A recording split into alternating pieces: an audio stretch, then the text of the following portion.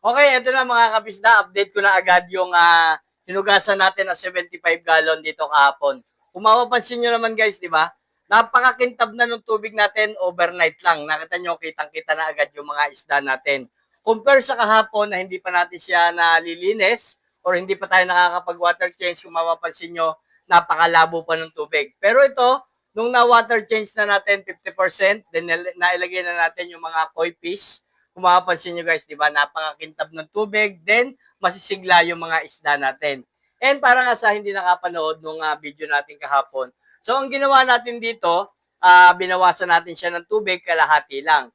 Tapos yung mga glass niya, pinunasan lang natin ng sponge. Then itong filter natin dito sa sump, kung makapansin nyo, medyo madumi na, kasi kahapon hinugasan natin yan, dun din sa tubig na ibinawas natin dito sa aquarium. Kaya yung mga beneficial bacteria na tinatawag o yung mga good bacteria, hindi sila namatay lahat kasi hindi ko siya hinugasan sa tubig gripo, yung mga filter natin na to. And guys, salamat na rin sa Cohabis natin na nag-comment at ang sabi niya, currently may 25 tanks ako, 9 pieces, 75 gallon. Okay naman po, 90% change water, yung tipong may natira na nakakalungoy sila kahit may isda. Yun po ginagawa ko para clear talaga yung tubig.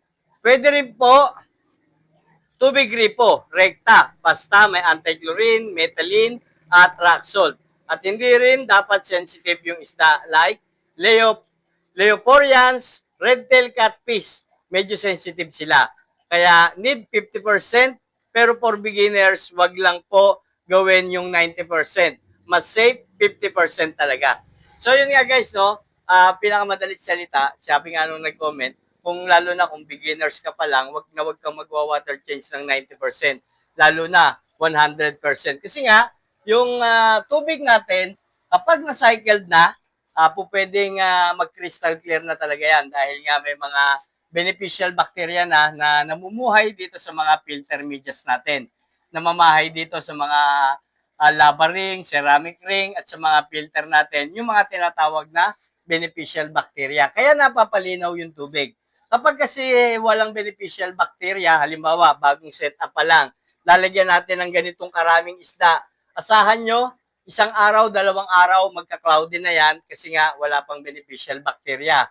Yung pagdumi naman na yon, yun naman yung tinatawag na ammonia. Mas mabilis kasi nga nagkakaroon ng ammonia sa tubig natin kapag hindi pa fully cycled. Yung ammonia naman, nabubuhay yon dahil sa mga kinakain ng isda, mga tirang pagkain, then sa mga poops ng isda. Kaya nagkakaroon ng maraming ammonia. So ngayon, kung hindi pa fully cycled yung tubig natin, pwedeng lumabo agad. Then, maaari din na magkasakit yung mga isda natin. So, yun lang mga kapisda. In-update ko lang yung winater change natin dito na 75 gallon. Basta ang tips ko na lang talaga guys, kailangan aalagaan natin yung tubig natin sa aquarium para yung tubig na din ang mag-aalaga sa mga isda natin. Gaya nga dito sa 75 gallon na to, mapapansin nyo naman, 20 pieces na koi fish, sasabihin natin na maliit para sa kanila pero maliliit pa lang din naman sila. Okay na yan, meron lang akong submersible pump dito. So yan no. Then, merong PVC packet dito para ma-filter dito yung mga dumi. Then, may ipon dito yung mga poops ng isda. And guys, ito nga yung wave maker na to, malaking tulong din to kasi napapaikot niya yung tubig, then pupunta dito, magbabounce sa kabilang dulo para naman mapunta dito at mahigop yung mga dumi ng isda. And additional na rin na dissolved oxygen yung ganitong wave maker para sa mga isda natin. Nagsusupply na rin kasi ng dissolved oxygen yung wave maker na to para mabuhay yung mga isda natin. So yun lang mga kapisda, at salamat sa nag-comment and sana nakakuha kayo ng tips and idea about sa pag-water change sa mga aquarium natin, lalo na ganito mga monster tank. Okay, so yun lang mga kapisda. Kung may mga tanong pa kayo, pakicomment na lang din dyan. Try ko din sagutin batay sa napag-aralan at na-experience ko na din about sa pag-aalaga ng isda.